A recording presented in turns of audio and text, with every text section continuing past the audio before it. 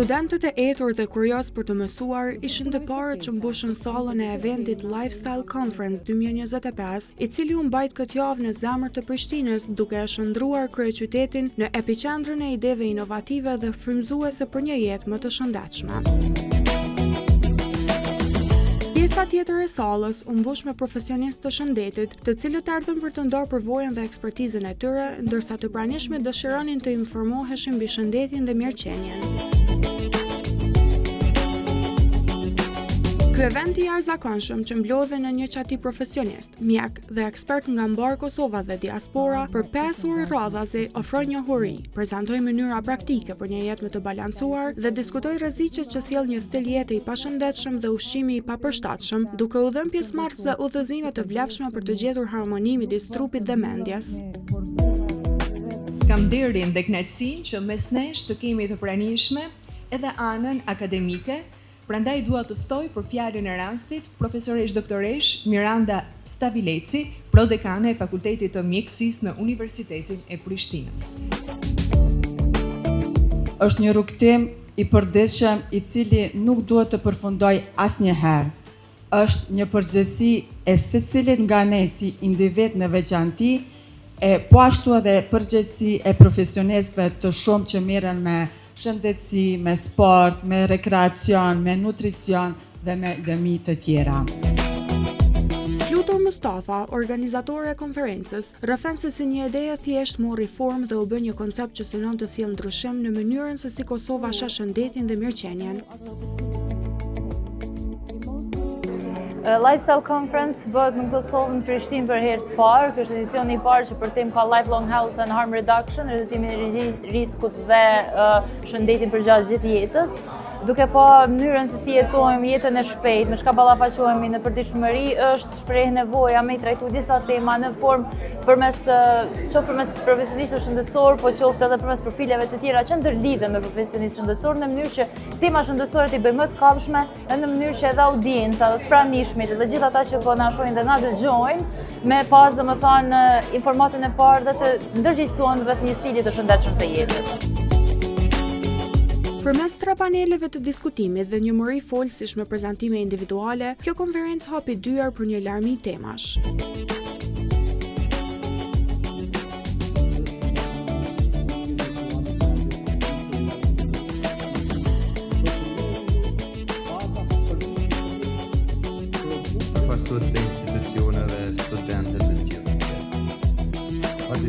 Folësja kryesore e këtij eventi ishte psikiatre e njohur Vera Ora, e cila jeton dhe vepron në Mbretërinë e Bashkuar. Gjatë fjalimit të saj dhe bisedës me audiencën, ajo solli mesazhin thelbësor se shëndeti mendor është një prioritet i pashmangshëm, por që në Kosovë ende mbetet në hije dhe nuk e merr vëmendjen dhe trajtimin e duhur. Unë mendoj që konfidencialiteti është një gjatë që tek ne është ende shumë mbrapa. Rregullat në Londër, unë ku punoj, po e përmendi Londrën sepse atje i di edhe i respektoj mjaft. Është një ndër kërkimet më bazike prej një profesionistit. Në bisedat me disa gra këtu në Kosovë që kom pas, ishte shumë e vrasht mënyra që thanë po unë nuk shkoj te psikologu në Kosovë, sepse ajo ndoshta ma njeh kojshikën, ndoshta ma njeh kunatën, ma njeh shoqën, ma njeh dhe kjo më bën shumë të çuditshme pse profesionistët tonë nuk e respektojnë mjaft konfidencialitetin. Ndoshta jo të gjithë nuk e përfshiu në të gjithë mirë, po janë disa rregulla ndoshta që na duhet të kemi një fokus më të madh, edhe të kemi një guxim që rase diçka e tillë ndodh, ajo duhet të paraqitet. Unë nuk e shoh të arsyeshme që kjo mund të arsyetohet në një mënyrë. Atje në rase unë një emër e përmendi në email, bile edhe në subject title nuk guxoj me paraqit emrin e pacientës që na ndërmjet kolegëve e komunikojmë. kur e bojmë referral për psychology, referral të music therapy, referral të art therapy, është pak shumë e ndihshme konfidencialiteti dhe i kemi kurset vjetore që mu për këtë e kemi updated knowledge për këtë situatë. Edhe mirët licenca bëhet një proces i veçantë për ata njerëz që e shkelin confidentiality. Do me thonë është shumë e rëndësi edhe mu për ata mu vjen keq që e marrë këtë bisedë këtu, mirë po është ndoshta një gjë që po m'duket mundet me u përmirësu, mundet me u rregullu, edhe duhet të kemi një huri që ta dim që kjo është një gjë personale juja, personale e jotja. Për shembull, unë kur isha me tretman që ju thash më herët, kur kam qenë më herët, kam kërku ta kem një psikolog. Jo që s'kam qenë mirë mentalisht, apo kam pas mundje mentale të diagnostifikuar, po e kam ditë që nuk mund t'i lejoj vetës të rrëzohem, se isha nane e familjes, young family, isha bashkëshorte, isha profesioniste, edhe nuk isha vetën që ndoshta ajo do të ishte fundi i jetës sime, pavarësisht çfarë diagnoze apo çfarë tretmani ki. Do me thonë, është një resilience që po e përdorim në gjuhën angleze, që ju shtyn që ta keni një aim, ta keni një fokus i cili do t'ju shtyn përpara, do t'ju jep një kurajo, do t'ju jep një energji, edhe një direction, që ju ta keni një pozitivitet sa më të mirë, dhe ta keni një të zgjoheni prej edhe sado që stresi, çfarë do ramje të keni gjatë jetës. Në grupet të ndara u zhvilluan 3 panele diskutimi mbi tema të ndryshme, ku pjesëmarrësit patën mundësinë të ndanin përvoja, të bënin pyetje dhe të merrnin këshilla praktike nga ekspertët. Tema që u diskutua në panelin e parë ishte varësia, përdorimi i substancave dhe reduktimi i dëmeve.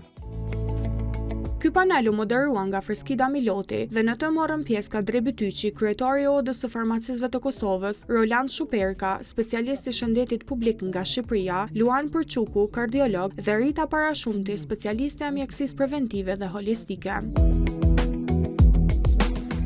Një rol të rëndësishëm dhe qendror e ka farmacisti. E them këtë sepse mendoj, siç e kam thënë më parë, farmacisti është hallka e fundit të shërbimit qytetëror, për njëkohësisht është edhe dera e parë e qasjes së qytetarit. Pra, është i vetmi profesion që në këtë rast është multidimensional dhe multifunksional. Rolin e ka farmacistit të madh, duke filluar nga këshillimi kundrejt pacientit apo qytetarit të cilit e ka para vetes me një recetë, sa i përket përdorimit të atyre substancave të përshkruara nga mjeku, pastaj krijimi i ndërgjegjësimit të ata, por edhe bashkëpunimi me palët e tjera të shërbimit qendror, në këtë rast mjekët, por edhe Instituti i Shëndetit Publik dhe instancat të tjera. Varësia është një përbjekje për me përmbush boshllëqe emocionale në nivelin psikik, ndërsa në nivelin e trupit është dështimi mekanizmave natyrore të shpërblimit. Kjo do me thonë që në një pikë dikur nuk mundemi me u kënaq mo me resursin natyral të shpërblimit që... Lajm shumë i mirë që dëgjova nga përfaqësuesja e nderuar e Ministrisë së Shëndetësisë të Kosovës, që deklaroi për ngritjen e qendrës së trajtimit të varësisë. Dhe ky është një lajm shumë i mirë që vetë Ministria e Shëndetësisë e trajton si një sëmundje kronike. Mbasi në praktik, varësia trajtohet, konsiderohet midis të ndërmjetës, midis sëmundjes kronike dhe asaj që quhet sjellje devijante. Konferenca vijoi me panelin e dytë me temën Stili i shëndetshëm i jetës gjatë gjithë jetës, nga rinia në moshën e rritur, i moderuar nga Saranda Bujupi Rama, gazetare e shëndetësisë dhe drejtoreshe Familja Jon. Folësit e këtij paneli ishin Pranvera Selimi, influencere e stilit të jetës, Elton Bahtiri, endokrinolog, Vola Pupovci, nutricioniste dhe Neshat Krasniqi, trajner fitnesi. Pranvera, kur ke filluar fillimisht ndryshimin tek vetja, pa e menduar influencën tek të tjerët, me siguri fillimisht janë njoftu me dëmet, me rreziqet të cilat po jetojmë në dinamizmin tonë të jetës, me stilin e jetës që kemi dhe ke thonë, ok, unë du me bëj një ndryshim pozitiv të vetja jem. Apo çka ka ndikuar që ti jesh një influencere e stilit të jetës, por njëkohësisht ti jesh një person shumë i shëndetshëm.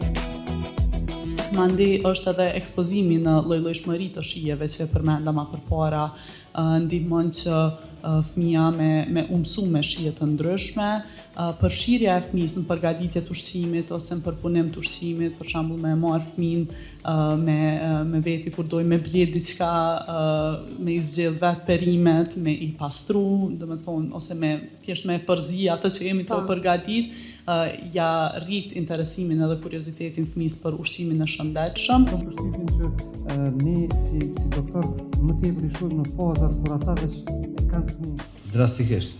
Pra nuk do të shkojnë në mënyrë graduale dhe me hapa të vegjël, por që janë praktik për jetën e tyre dhe të vazhdueshëm, sepse qëllimi nuk është që ne duhet të shohim rezultate të menjëhershme, por ne duhet të shohim që aktiviteti fizik duhet të qenë një investim për të ardhmen.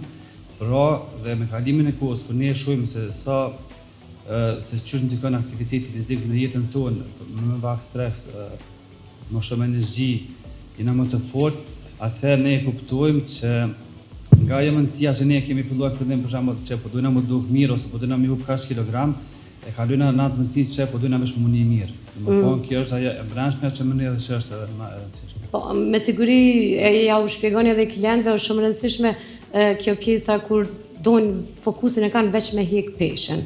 Sepse kjo është edhe një dëmtim në mes të asaj të krijojmë muskuj, të bëjmë trup dhe ta dëmtojmë trupin me ushtrime të pa teknika, ushtrime të cilat nuk janë të shëndetshme. Paneli i tretë u mbajt me temën pas traumës dhe shëndeti mendor, nga ndërgjegjësimi te shërimi, i moderuar nga Kaltrina Ajeti, konsulente e shëndetit mendor.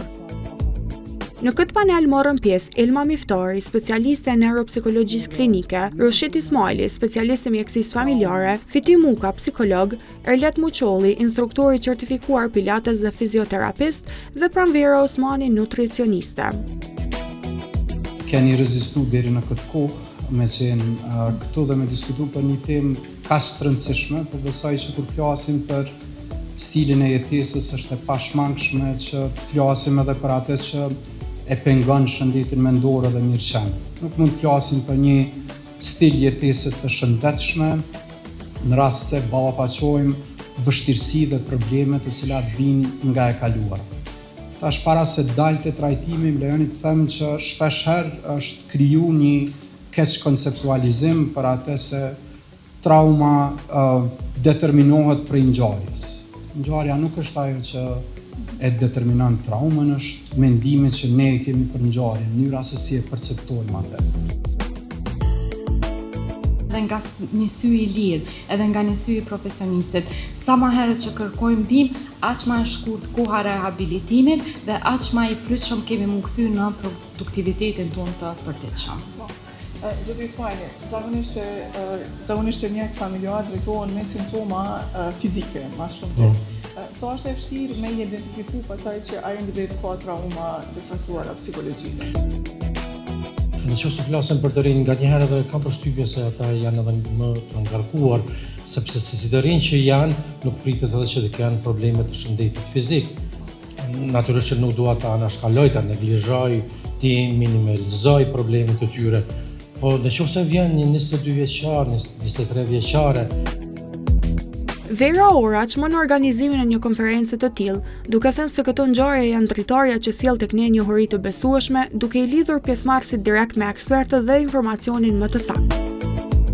Mendoj që kjo konferencë dhe konferencat e tilla në këtë mënyrë janë shumë më të dobishme për shumë arsye. Njëra ndër arsyet që unë mendoj është shumë valide sepse çdo këshill është e ndarë nga profesionistët derisa në media apo ndoshta në internet gjinden informacione nga publiku, ndoshta edhe që janë profesional, kjo konferencë mund të shërbejë si një piknisje që janë gjanat me evidencë dhe të vërtetuara dhe janë të drejta dhe me një këshill profesioniste. Ndërkaq, organizatorja Flutur Mustafa nënvizon se vizioni i tyre për një Kosovë më të shëndetshme dhe më të mirëqenë është një rrugtim që nuk ndalet këtu. Kjo është vetëm edicioni i parë dhe është vetëm fillimi i aktiviteteve që kanë të bëjnë me lifestyle në përgjithësi dhe mënyrën e shëndetshme të jetës. Ne akoma pa përfunduar edicionin e parë kemi nisë planifikimet për edicionin e dytë dhe përcaktimin e temave dhe folësve, kështu që kjo është një fillim i mbar, një kam e mbar dhe gjithë numri i pranishmëve sot ka treguar që ka pas interesin për këtë tema. Ju falenderoj dhe juve për përkrajen që keni pasur gjatë këtyre ditëve e uroj qëllimi edhe në edicionet e tjera. Lifestyle Conference u përmbyll duke lënë gjurmë si një piktakim i pasur i desh, ku profesionistë nga fusha të ndryshme u bashkuan me një audiencë plot kurreshtje, duke krijuar një atmosferë dinamike, të mbushur me energji, biseda të hapura dhe këshilla që ndezën frymëzim të gjithë të pranishmit.